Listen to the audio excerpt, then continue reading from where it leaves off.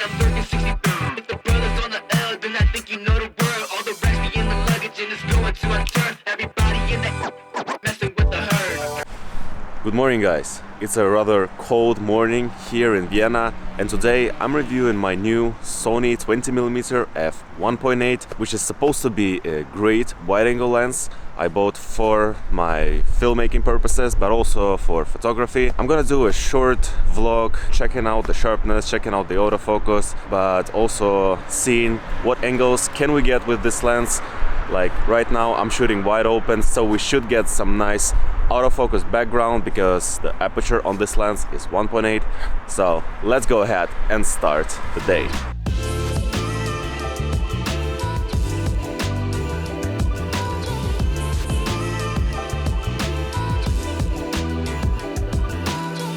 A very interesting feature is a very impressive minimal focus distance of the lens. You can see the exact number here on the screen, but I can tell you, like, you can focus so close. It's really interesting, like a wide-angle lens with such a feature allows for a lot of creativity. And what I'm noticing after like 20 minutes of vlogging and filming around is the lens is super compact and it's super lightweight. So let me take a video of the setup, how it looks. So it looks like this.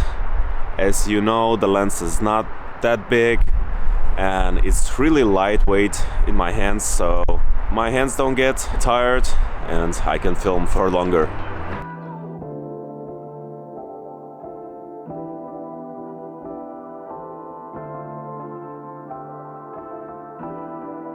The brightest aperture of 1.8 is obviously very handy in low light conditions.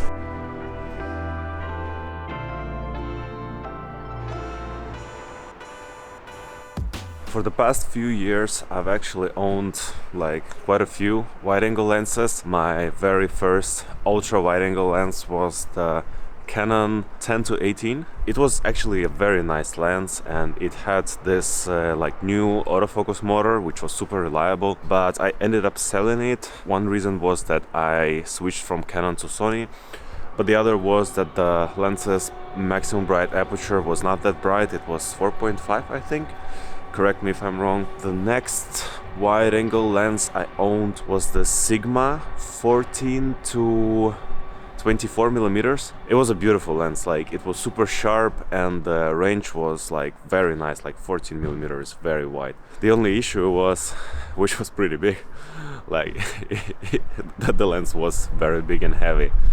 And also because it was so wide, it didn't have this filter thread on the front of the lens.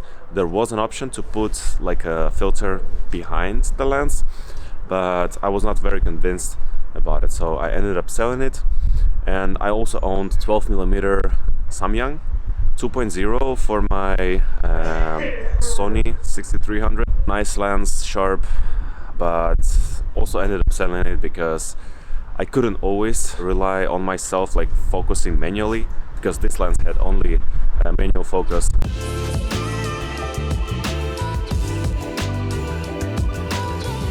As I'm now doing this review of the lens, I'm actually also exploring the neighborhood, the places which I haven't even been to before. And what I found is this very, very cool skate park. And it's a shame because it's very early in the morning and actually nobody is here. So guys, we're now like halfway through the video. Maybe not like halfway, but still we've been recording for a while. And I realized that I haven't actually yet shown you the lens itself.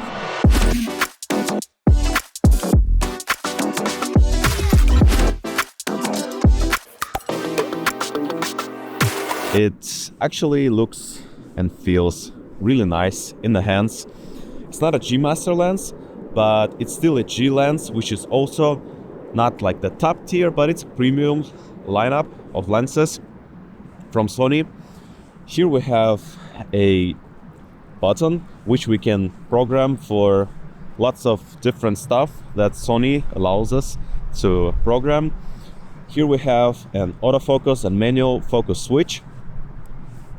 It's very nice to have it on your lens so that you don't have to go inside the camera settings, change it. Here we've got an aperture ring, which goes like this with clicking, and then it snaps into auto if you want it there. But then you can just place it here, like for 1.8, which is the brightest aperture. And here we actually have the switch off and on. So if we switch it to off, what it actually does, it makes this aperture ring declickable. So it turns smoothly without those, clicks every time the value changes.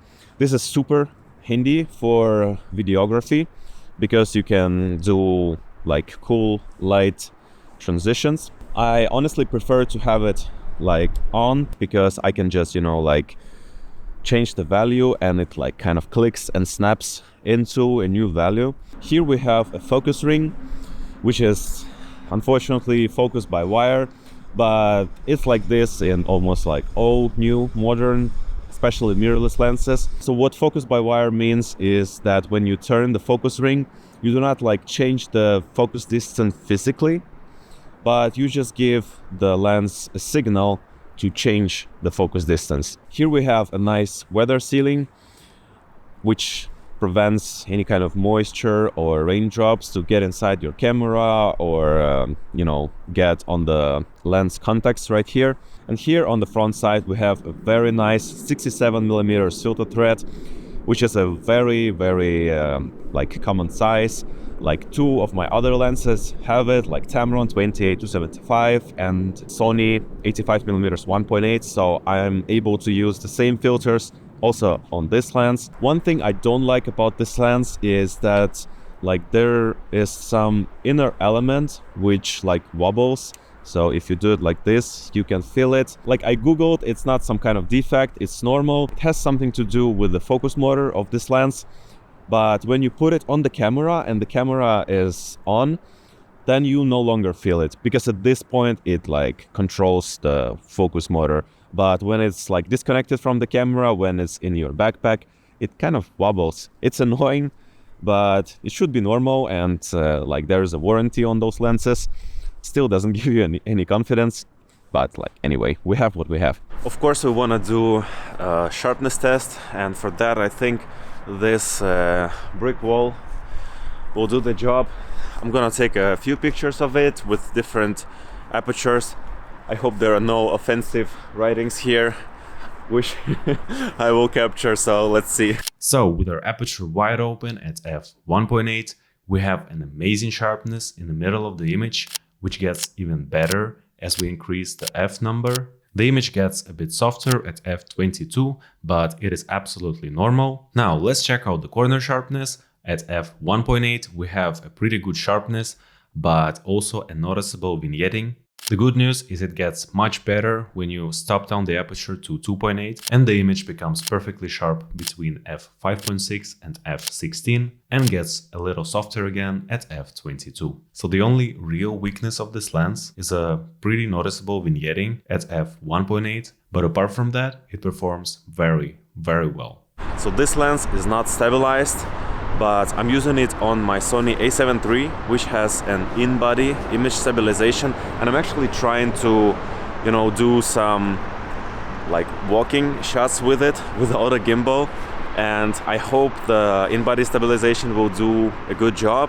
And after I drop some warp stabilization effect on it in Premiere Pro, it will look smooth. I'm freezing, guys, it's crazy.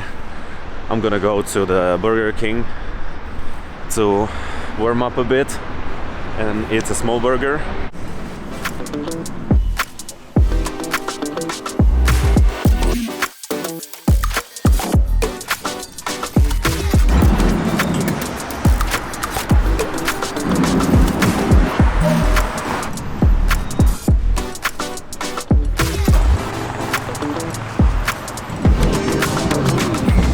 Let's quickly talk about the 20mm focal length. It's interesting, like I've had lenses which were wider, and like when you zoom all the way out to like 16mm on a full frame, it's epic and everything, but like the corners are like stretched and it feels like an ultra wide angle. Like 20mm, you are able to fit everything in, of course not in super tiny spaces, but like filming outside, Like everything I need fits in, but it doesn't feel like an ultra angle lens, if you know what I mean. Like the corners are not that stretched, everything looks pretty natural, but still like it gives you this nice ultra wide angle perspective. Like let me know how it works for vlogging. I don't use any tripods, nothing, I'm just holding my camera with the hand. You see, this focal length is really interesting because like right now I'm able to fit in this whole cathedral inside and the image doesn't really look stretched.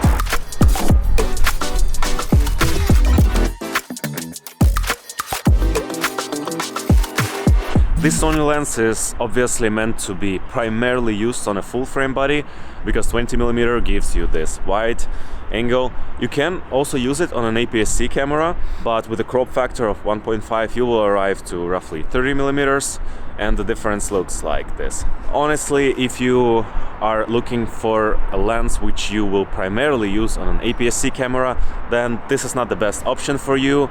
There are other less expensive Sony lenses and other manufacturer lenses. The only reason I would buy this lens for an APS-C camera is only if you are planning to upgrade to a full frame and you don't want to invest a lot of money into APS-C lenses because you will have to kind of like sell them anyway. I'm approaching to a very cool spot, which is like a free roof terrace from which very nice view in Vienna opens up. And it's actually at the top of the IKEA building. Cause it doesn't mean so much in the end. I've been trying to,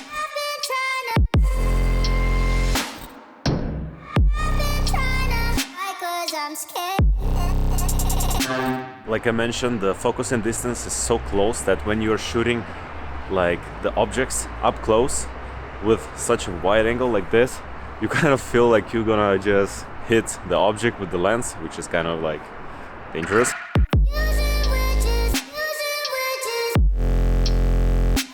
Cause it doesn't mean so much in the end. Boy, can you hold me? So guys, I'm slowly freezing again and I think it's time to go home. I really enjoyed like playing around with this lens. It's really lightweight and I think it's kind of a good vlogging lens. 20mm is a very nice and useful focal length. I like how the 1.8 like aperture does the background thing. It's really blurry and nice. The autofocus seems to be working really nicely. This is obviously not a cheap lens. Like I got it for 800 euro, but normal price is like 1,100 or something. But I think this lens really delivers a lot. I still have to kind of like test this lens in different other scenarios. I plan to shoot a lot with it in low light. I want to shoot stars with it. So if you guys are interested in this kind of stuff, definitely subscribe. Thanks a lot for watching this video. Like the video if it was helpful, if you liked it. Subscribe for more stuff, and I see you guys in the next one.